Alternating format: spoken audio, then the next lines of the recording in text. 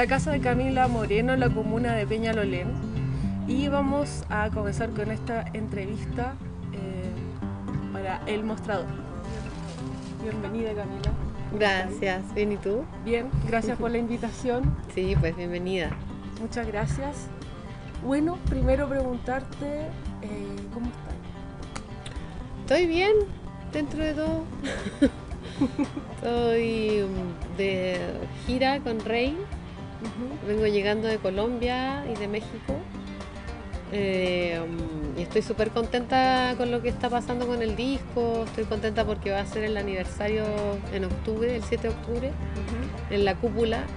Digamos que es un aniversario lanzamiento porque como lanzamos el disco en pandemia, nunca pudimos hacer el show del disco, ¿cachai?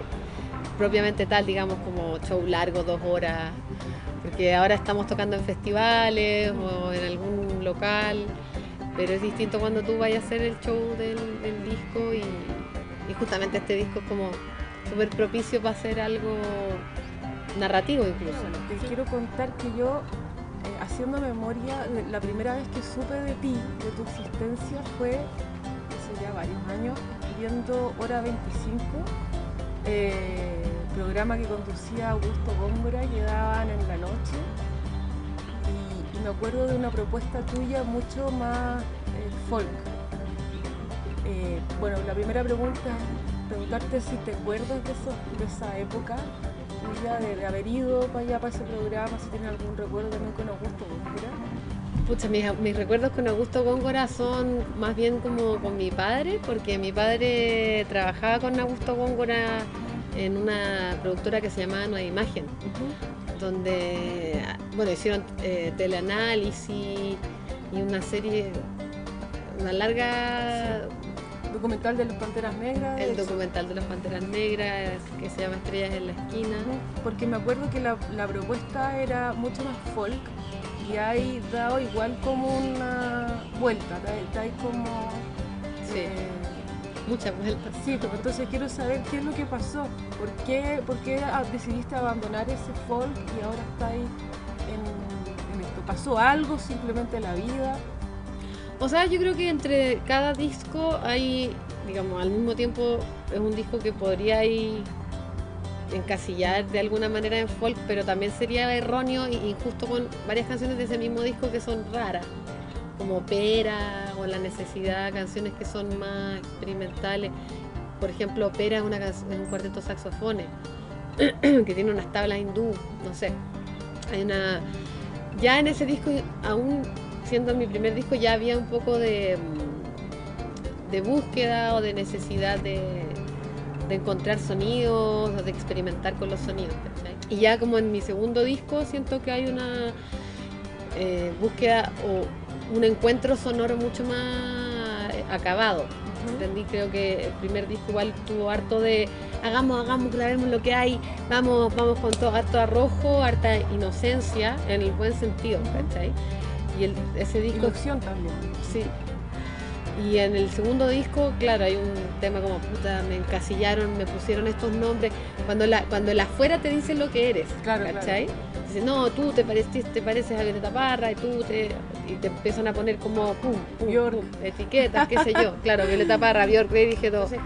Claro, digamos, mi primer disco fue, sin duda, un salto, salí del anonimato a hacerme más conocida, o hacerme conocida, no sé. Y eso sí me afectó. ¿Tuvo un impacto? Sí, tuvo un impacto a muchos niveles. Psicológico, me afectó psicológicamente.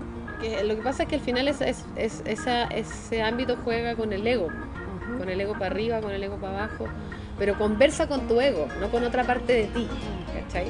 Entonces podía estar todo el rato muy en el ego y eso finalmente igual es súper destructivo, ¿cachai? Ya esté muy arriba o esté muy abajo. Y sobre todo si estás haciendo arte, porque uno se le olvida que uno está haciendo algo que no tiene que ver con el éxito o con el fracaso, ¿cachai? Si te empezáis a enfrascar en esa lógica de pensamiento, nunca más vayas a hacer algo honesto o genuino, ¿cachai? Claro, porque vaya a estar siempre pensando en complacer. Sí. o en el qué dirán o cómo me ven, ¿cachai? Cuando eres consciente de que otros te ven. En el primer disco yo no tenía esa conciencia, y en el segundo disco sí, y justamente como me forcé, hice como un ejercicio forzoso de ir hacia adentro mío, ¿cachai? Entonces el disco por eso se llama Panal, que es como un organismo concentrado en sí mismo. Me fui a componer a la Tierra del Fuego, me aislé bastante. Mi segundo disco es mucho más... es un disco que, digamos, me sepultó un poco más en el indie o en el under, o como queráis llamarlo. Como que yo podría haber tomado mucho más provecho de esta rápida, que me hice conocida rápida con el primer disco, ¿cachai? Y ya después, habiendo hecho eso, como que en Mala Madre me solté, ¿cachai? Fue como, bueno, ya hice esta cuestión, como de hacer un statement y marcar una línea con respecto al Mismo Tiempo y Panal. Y en Mala Madre hay más soltura y hay más, digamos, como que florece un poco. Igual creo que un disco, por mucho que la estética sea oscura, es un disco más luminoso que Panal. Y hay, digamos, como una madurez, ¿cachai? A mí me gusta mucho el concepto, el Mala Madre, que yo creo que venimos como de esa generación de que se encasillaba a las malas madres, ¿no? De mala mamá porque no vivía con el Sí, hijo, po. o porque... Sí, pues en Chile es súper claro, así. Claro. ¿Por qué nace esa...? ¿Por qué quisiste ponerle Mala Madre a ese disco? Por varias razones. Bueno, justamente una de ellas es esa. La planta Mala Madre acá la cinta. ¿cachai? Sí. Claro, la planta Mala Madre que pone como a sus hijos lejos. Sí, sí. En Argentina se llama Lazo de Amor. Sí, conozco ese nombre también. Entonces me pareció tan decidor como de Sí. la cultura y la Chilena. idiosincrasia chilena. ¿Cachai? Como alejas a tus hijos, entonces era una mala madre. Sí. Y también me metí mucho en el relato de gente como Violeta Parra, por ejemplo, que claro, ella se fue a trabajar y dejó a su hija, entonces una mala madre, entonces una loca, entonces... sí, claro. Sí, pues se le murió una guagua. Una guagua, sí, claro. Sí. Entonces hay una cosa como súper moralista en la cultura chilena, porque el padre es ausente y eso es normal, y no es un mal padre, es normal, Sí. ¿cierto? Sí. Y la madre ausente, Sí. wow, es un demonio, Sí. pero me leí el Maleus Maleficarum, que es el manual de cómo cazar brujas según 2 obispos alemanes. ¿Ya? Y digamos que con ese libro se oficializa la Inquisición. O sea, ellos llevan este libro o manual donde el Papa dice, sí, así son las brujas, sí, estas personas hay que cazarlas. Y es muy interesante algunas cosas que dice ese libro porque, por ejemplo, si tú observas las estaciones del año, eres una bruja. ¿Ya? Si tú tienes una conexión personal con Dios, eres una bruja o con una divinidad. Entonces finalmente es la aniquilación del paganismo y lo indígena, ¿cachai? Y eso está encarnado en la mujer y ahí Claro. la mujer encarna eso solamente porque pertenece a ese universo desconocido, Sí. a la noche, a lo que, digamos, Sí. arquetípicamente hablando, ¿cachai? Sabes que uno de mis primeros textos, que fue como el año 2000, tipo 20 años, yo empecé a escribir en un fanzine punk. Buena. Y esos fanzines se vendían en el Persa Bio Bio, en el Portal Lion, en la tienda Cemento. Y yo creo que mi primer texto se trató de brujería. Y yo también anduve curioseando libros de brujería y todo. Y dentro de eso, que me acuerdo que se hablaba eso como que, claro, la mujer adúltera, ¿no? Cualquier mujer que tuviese comportamientos que no obedecían al deber ser, eran condenados con el tema de la brujería, porque la mujer tiene un fuerte vínculo con la sangre, ¿sí? Entonces, por ejemplo, en la pérdida de la virginidad, el embarazo, la menstruación, así ya 3 cosas que unen a la mujer con la sangre y que está también directamente relacionada con el tema del oculto, de la brujería, de las pócimas y todo eso. Sí, pues. Así es que me recordó a ese texto mío de tan jovencito. Sí. Aparte me pareció que como las grandes madres de Chile, que yo, para mí, gusto pensaría que son Violeta Parra, Gabriela Mistral, Estela Díaz Marín, Cecilia Vicuña, para mí, digamos, yo quizás para el mundo más Violeta Parra y Gabriela Mistral son malas madres, ¿cachai? O sea, Gabriela Mistral es lesbiana, incluso quizás para la época es media trans. Digamos, ella ya venía con un rollo de género, le escribía las cartas a Doris Dana en masculino. Sí. ¿Cachai? Me encuentro alucinante. Y Violeta Parra, bueno, lo que veníamos hablando recién, Cecilia Vicuña escribió poesía erótica en los años 60, donde eso, una mujer escribiendo poesía erótica, nunca tuvo hijos. Y la Estela Díaz Marín, ¿para qué decir? O sea, ella es como la madre del punk, o la abuela del punk, ¿cachai?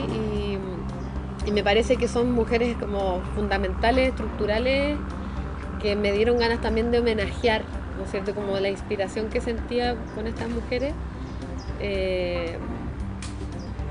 Y cómo reivindican o reformulan lo que puede llegar a ser una madre, una mujer que trabaja. Como finalmente en su obra, a través de su obra la conocemos. ¿Sí? Entonces, también me parece que son mujeres valoradas post-mortem. O sea, Cecilia Vicuña no está muerta y en Chile nadie la pesca. Cuando se mueran, decir, oh, era tan valiosa como Violeta Parra. Teatro Nescafé de las Artes. ¿Ya? Secret Chief Street. Buena. Yo estaba ahí. Buena.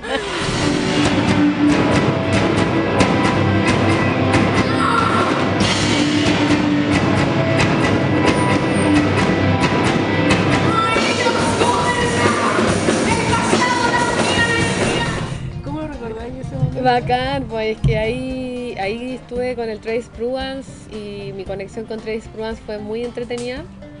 Que de hecho, Trace Bruans... Para contextualizar, Trace Bruans es guitarrista de Mr. Bungle, fundador de Mr. Bungle, el grupo fundado por Mike Patton, y además hace las guitarras del King for a Day de Jaime.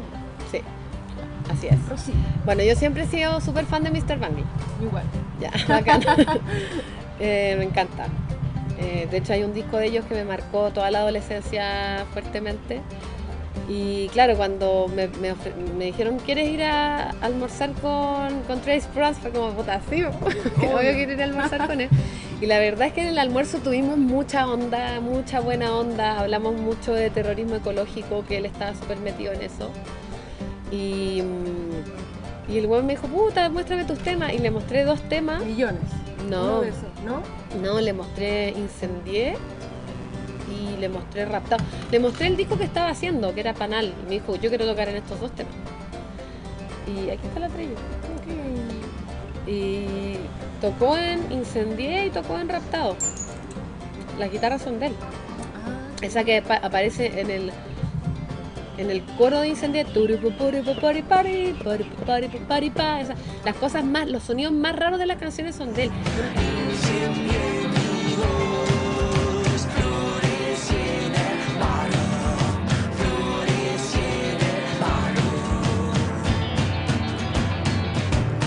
Unos que hacen esas weas me las mandaba él, ¿cachai?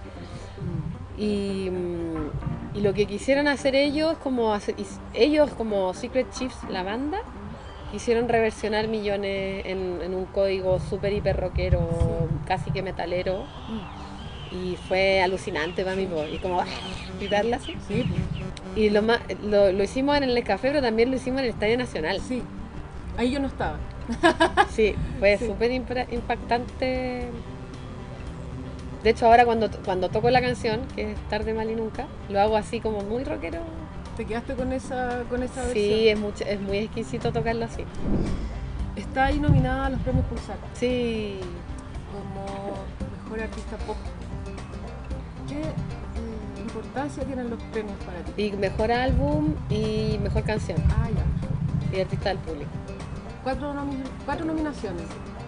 ¿Qué significan para ti los premios, las nominaciones? Bueno, me siento súper honrada de que tus colegas y la gente que trabaja en el medio considere que lo que estás haciendo es digno de una nominación, ¿cachai? Creo que genera industria, creo que uno siente que tanto trabajo que hizo, alguien lo escuchó o alguien le puso atención, ¿cachai? Y yo me gané con mala madre los premios Pulsar y fue súper emocionante, súper bonito. Ahora, claramente la lógica de la competencia y lo que hablábamos recién de la lógica del pensamiento, la idiosincrasia del éxito versus fracaso, del triunfo versus el error, ¿cachai? Creo que es una lógica que a mí me darían ganas de cambiar y creo que hay que conversar de eso. Sí. No sé cómo. Yo tampoco. No sé cómo tampoco. Pero creo que sí es importante conversarlo. Sí. Y ponerlo sobre la mesa porque finalmente nosotros no estamos compitiendo. Ojalá no estuviéramos compitiendo, sí. ¿Cachai? Ojalá estuviéramos todos remando en un mismo lado y que la industria, digamos, solamente haga que todos y todes crezcamos juntos, claro. ¿Cachai? Y por ejemplo para los fondos concursables también, pues, para claro. Los fondos como el Fondar, sí, ¿cachai? Que siempre estamos compitiendo con otros, sí. y no sé, como que la única vara es medir quién es mejor o peor o ni siquiera eso, a veces que es más financiable, que es más vendible, son otros criterios. Sí. Sí, porque o sea, yo no dudo que la gente que está nominada y toda la gente que está nominada haga una tremenda pega, porque hacer música, bueno, hacer arte en Chile realmente es como... sí. Y más sobre todo si es independiente, ¿cachai? O sea, yo no tengo sello, nunca he tenido, siempre he sido... ¿No quieres tener tampoco? No, para el próximo disco lo estoy pensando. Ya han sido 12 años. Sí. Es mucho. Y me imagino que ya a esta altura tienen que haberte ofrecido algunas cosas más. Claro, es que yo he preferido como la libertad artística antes de como que o de como transar ciertas cosas que no quiero transar al final, ¿cachai? Como decir lo que quiero decir cuando quiero decirlo, si no quiero decirlo, ¿me entendías? Eso, libertades artísticas tanto en los discos como en mis redes sociales, por ejemplo, decir, qué sé yo, ser lo errática que quiero hacer, ¿cachai? No. Entonces, obviamente eso trae consecuencias igual, no siempre son consecuencias positivas, pero sí yo soy dueña de toda mi obra, por ejemplo, ¿cachai? Y eso es patrimonio para la vejez, po. O sea, si yo cuando cumpla 60 años quiero reeditar mi primer disco, puedo hacerlo. Claro. Y conozco mucha gente que tiene hoy día 60 años que no puede. Claro. Porque están atados a algún contrato. ¿Qué te pareció el trabajo de la convención? Pucha, el trabajo de la convención creo que siempre supimos que iba a ser un trabajo arduo, iba a ser un trabajo difícil y que escribir una constitución en 2 años, que casi, digamos, debería ser más tiempo, creo yo. Creo que ha sido también dispar, no puedo decir que todos los constituyentes lo hayan hecho bien o que todos lo hayan hecho mal, creo que hay algunos que lo han hecho bien, otros que lo han hecho mal. Pero creo que mi impresión es que sí hay un ánimo de llegar a algo mejor, ¿no es cierto? Y de hacer algo bien. Pienso que en cualquier caso, digamos, aunque ellos escribieran casi que cualquier tontera, sería mejor que la Constitución del 80. Por lo tanto, hay que aprobar. Sí. A mí me encantaría poner más énfasis en cultura, mucho más de lo que ya hay. Sobre todo quizás buscar un modelo más parecido al que tienen Canadá o Francia, que protege y resguarda a los artistas, y que incrementa mucho el proceso de creación, ¿cachai? Como resguarda a los artistas en ese momento. Entonces en Francia, por ejemplo, te inscribes y hay un sueldo básico específicamente para los artistas para que puedan crear, ¿no? Impensado. Es real también que en este país el arte es solamente para algunos, pueden acceder a él, ¿no es cierto? Como es un privilegio. Sí. Entonces también es como algo que está guardado en un lugar y creo que eso obviamente tiene que cambiar. Y el arte es de la gente, o sea, y los artistas se dan a la gente y el arte debería estar en la calle, ¿cachai? También eso es algo que tiene que pasar. Y la vida cultural tiene que estar en la calle, ¿cachai? Entonces hay una cosa que Y eso tiene que ver con un país que ojalá pudiese llegar a pensar que es merecedor de gozar, ¿cachai? De verdad, de pasarlo bien, de pasarlo bien, de voy a ir a pasarlo bien, porque me merezco pasarlo bien y no estar sufriendo todo el rato, ¿cachai? Entonces, es como salimos a la calle, entonces lo vamos a quemar todo y vamos a tomar y vamos a dejar, como bueno, podemos salir a pasarlo bien a la calle y que las calles son nuestras, ¿cachai? Como que en otros países de Latinoamérica que he ido, eso está muy presente y me da mucha pena que en Chile no sea así. Y creo que en el estallido en algún momento hubo un esbozo de eso, de recuperar la calle y de que hubiese vida realmente ahí, ¿cachai? Sí. Oye, ahora que dijiste vamos a quemarlo todo, hablar un poco de la polémica de Vamos a quemar el reino, que es una canción de tu disco. ¿Por qué crees que se levantó esta polvareda? Pucha, por lo mismo que estábamos justamente hablando del arte recién, no hay lectura, no hay capacidad de metáfora. ¿Cachai? Para mí, quemar el reino, primero que nada esto no es un reino, nunca ha sido un reino, tampoco un feudo. Claro, finalmente quemar el reino para mí es un espacio psíquico, ¿cachai? En el cual habitamos, que tiene que ver con el patriarcado y con quemar las estructuras sociales en las que hemos construido y las dinámicas sociales que hemos construido con respecto al machismo, con respecto a la injusticia. Eso para mí es el reino, ¿cachai? Ir a quemar una calle, yo creo que no va a cambiar mucho las cosas al final. No era literal, no era un llamado así, vayan a quemar la iglesia. Ahora, también en algún momento sí pensé que era necesario, ¿cachai? Y creo que lo hicimos. Llega un punto en que cuando no hay justicia, la rabia se lo lleva todo, ¿cachai? Y es una rabia que tiene toda su razón de ser. O sea, digamos, todavía vivimos en un país donde no sabemos dónde están los detenidos desaparecidos, donde todavía tenemos presos del estallido. Hay una rabia que no se calma con nada, porque nunca ha habido justicia. Claro. Entonces, esta frase típica de sin justicia no hay paz. Sí, ¿por qué va a haber paz si no hay justicia? Y mi reflexión o mis ganas de cuando digo quememos el reino es como que quememos, cambiemos, transformemos esta realidad. ¿Me entendí? Y cómo hemos construido esta realidad y cómo hemos construido esta idiosincrasia, este psiquismo de país, ¿cachai? Y de mundo al final, que somos un país, lo que hablábamos con el placer, lo que hablábamos con el patriarcado, con la opresión, porque finalmente todas y todos reproducimos el patriarcado, ¿cachai? Es responsabilidad compartida, ¿cachai? Entonces hay un cambio de paradigma que tiene que ver para mí con lo que plantea este disco, que es el mundo cyborg, el feminismo, la posibilidad de erradicar el género, la posibilidad de utilizar la imaginación como arma. Otra cosa que me gustaría preguntarte es, fuiste mucho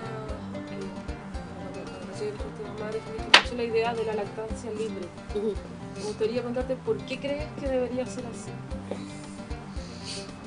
Bueno, primero creo que cada mujer tiene que decidir cómo vivir su maternidad, si va a dar leche o no va a dar leche, y si lo va a hacer aquí o en privado. Creo que es una decisión personal. En mi caso yo opté por hacer libre demanda, entonces mi hijo cuando quería leche yo le daba, y eso sí significaba que yo estaba en la calle, o si estaba en el camarín, o si estaba en la micro, iba a darle la leche. Entonces también me parece un acto natural, también me parece una necesidad de dejar de objetualizar el cuerpo de la mujer cada vez que saca una teta, ¿cachai? Un pezón. Los hombres muestran los pezones por todas partes, pero los de las mujeres son como censurados, ¿cachai? Entonces hay toda una cosa ahí que tiene que ver, por una parte con la maternidad propiamente tal, y otra parte con el cuerpo de la mujer y siempre la sexualización del cuerpo de la mujer. ¿Por qué? Claro. ¿Qué te parece que existan estos colectivos feministas ligados a la música como La Matria, liderado por Mariel Mariel, o Ruidosa, que es de la Gran Valenzuela, etc. Bacán, pues La Matria y Ruidosa siempre son plataformas que han apoyado el trabajo de todas las chiquillas, el mío incluido, y se agradece un montón. Y son espacios que aparte de hacer eso también uno siente que son protegidos, que son contenidos, que hay cariño, que te tratan bien, ¿cachai? Y eso es bacán en esta industria. Innecesario. Innecesario. Ya, pues. Estamos listos. Bacán. Muchas gracias por tu tiempo, por tus galletitas, por tu tecito. Coman galletitas, chiquillos. Sí. Muchas gracias. Gracias. Palabras al cierre. Muchas gracias. Nos vemos pronto. Nos vemos. Adiós. Adiós.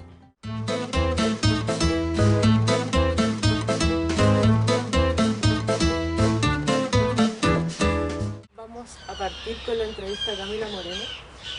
Ah, perdón. Digo, ¿usted quiere decir? ¿Qué necesito, mi amor? No estoy. Te lo voy a dejar servido porque si no.